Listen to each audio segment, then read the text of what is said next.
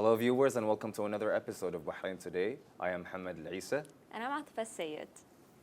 In today's episode we have with us Saud Albuainain. He is the Deputy Chairman of the Youth Pioneer Society. Welcome to our program, Saud.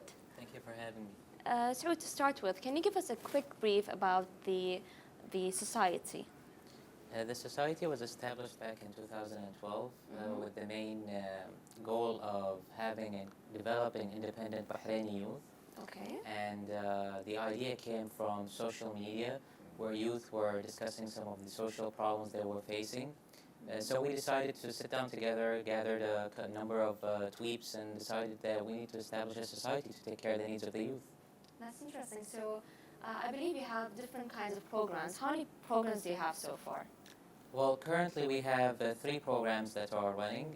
We have the Young Parliamentarian, we have Chance, which is Entrepreneurship Development Program, and we have Ambition, which is more of an academic advising program.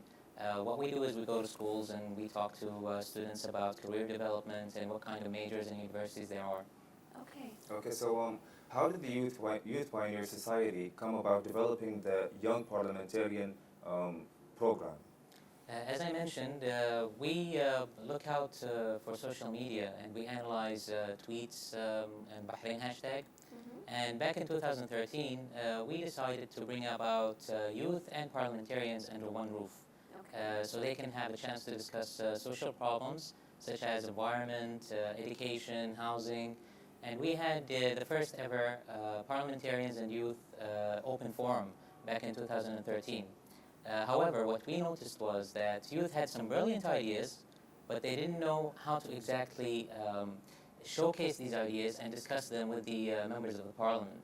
So after doing an evaluation of the open forum, we decided to develop a program that has a number of phases that would give the skills necessary to youth to participate in moderated discussions. So what are the main objectives of the program, if I may ask? Yes, well, the main objective of the program is to prepare youth, to give them the skills necessary to participate in moderated discussions. We want to develop their ability to structure their opinions and be able to share them with members of the parliament, other youth, and even government officials. Okay. Saud, I have a question before I ask you the next question. I just came up with this. Is this program related anyway into politics?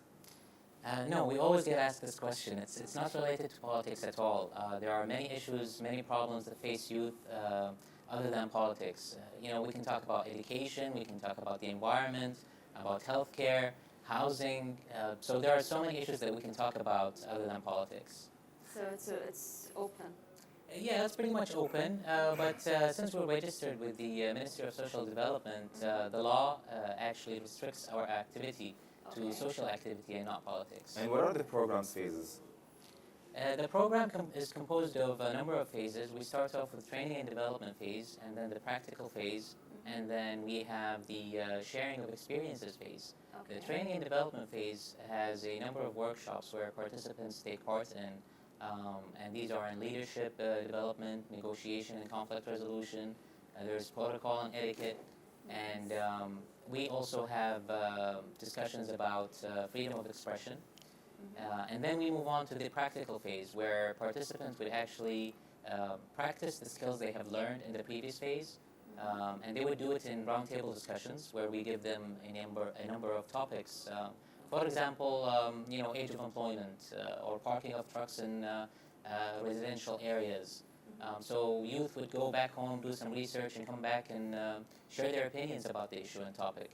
And after that, we go on a trip to the United Kingdom and visit the youth parliament over there. We meet some members of the parliament and look at how NGOs function within the society in the United Kingdom. So you have done these trainings, or you have been to the UK, and so how many youth are in your program? I believe it has been twice? Yes.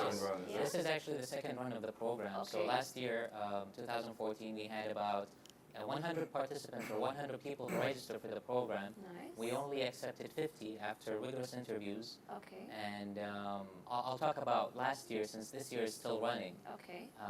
So the 50 participants, they went into the training and development phase, and then they were filtered into 40 and taken into the roundtable discussions or the practical phase. Okay.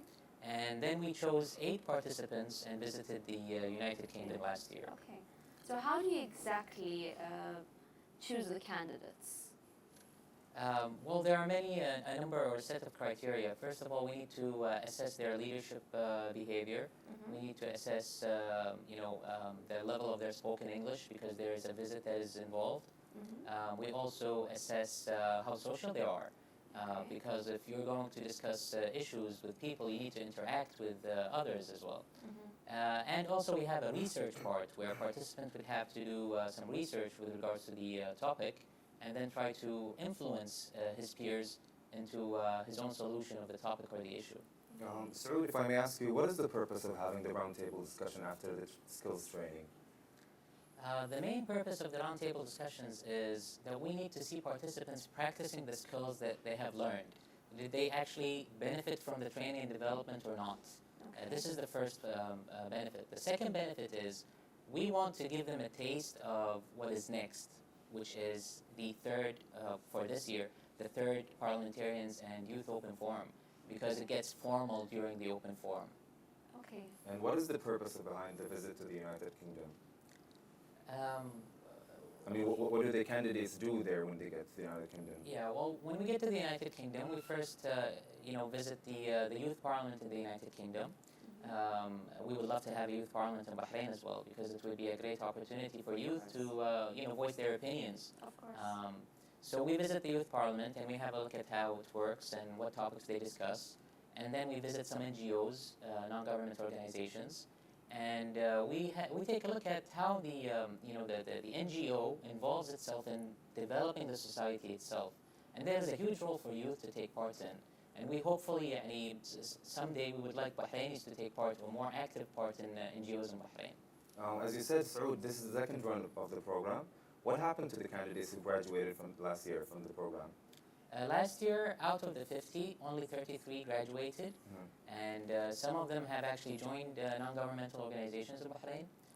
Some of them have proposed solutions to real issues facing the society, and we as Youth Pioneer Society are actually following up with the candidates to bring about their solutions or their ideas into reality one day.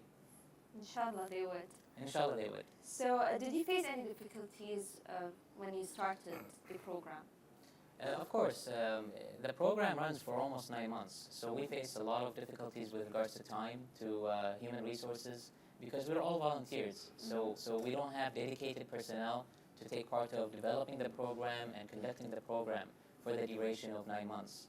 And the second difficulty, which is the most important one, is financial, because it costs so much to conduct the program. So we face some issues with getting the right funds for the program. Okay. I'm sure that Saud, that organizing this program wasn't easy. So, are there any lessons learned from organizing this program? Of course, we're very happy to have the program as a first of its kind program in the region, really. And we have had interest from neighboring countries, other Arab countries, to take part in the program. So what did we learn? We learned that there is a need for it. This is the number one lesson. We learned that to change behavior, we need patience. Behavior doesn't change overnight. So we need to be patient. We need to be responsible. We need to pick the right resources to carry out the program, because we need dedicated people who truly believe in the cause. So basically it's time, human resources, and money as well. Of course, these are very important aspects. So, Saud, if I may ask you, since we have spoken about the parliamentarian program, can we speak about the other program? You said you have the chance, Yes, and the other one was, if I'm not wrong, what was it? it's ambition. Ambition. Yes. So, what is chance and what's the ambition? Chance is entrepreneurship development program. It is currently in its first run. Okay. And what we would like to do is we want to encourage Bahraini youth to take part in, being their own bosses, basically. Okay. Youth, they always ask, how do we start our own business? Where do we get funds? How to write up a business plan? So we got all this, into a nice program that's about 2 months long. Okay. And we bring different entities, banks, governmental organizations, all under one roof, where youth would ask direct questions to these concerned entities. So is there any program that you're planning to organize next that the viewers should know about? There are so many programs.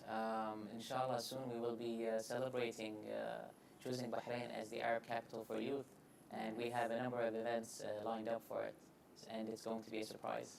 So you don't want to share it with us? I would love to, but I can't. What if somebody wanted to participate and be a part of it? I would encourage everyone who's watching to follow us through our social media channels, Twitter and Instagram, Youth Pioneer. They can also look us up on Facebook, Youth Pioneer Society, and as well as our own website, youthpioneer.org. Well, I think our viewers should indeed be a part of this, since it's a youth. Such programs, I think, is really good for the youth. Like everybody can learn skills, and it's different when you graduate from such a program. Absolutely, absolutely. You're struck That's with a good- reality. It's a good experience for everyone. And so, what are the age groups that you have been seeing being a Age part of brackets, this? what? Yeah. Usually, main participants of our programs are within the range of 18 to 25-year-olds. Okay. But we accept anyone basically who has an interest into taking part in the activities that we do. Even if it was older than 25 years old. Yes, of course. So Yeah, I can we still have participate members. even if it was next year. Yes, absolutely. So Absolutely. youth, I think it's still 30. You consider We take it until 40. until 40. Yes. Okay. You're being generous. Yes, because we have members who have reached or almost reached 40 years It's old. never too late to Yeah. learn skills and things in life. Of course. Absolutely, Yes, never. absolutely. Well, so it was really lovely having you with us. I really love the fact that you have done such kind of thing. It is really important for the youth out there, and I wish you all the success. Thank you so much, Atifa. Thank you. Thank you. And thank you, viewers, for watching. With us was Saud today, and he shared with us the programs that the Youth Pioneer Society has. And I believe, me and Mohammed believe, everyone out there should be a part of this. Well, thank you once again, and I'm Atifa Sayyid. And Mohammed Al-Isa, thank you for watching. Watch us again.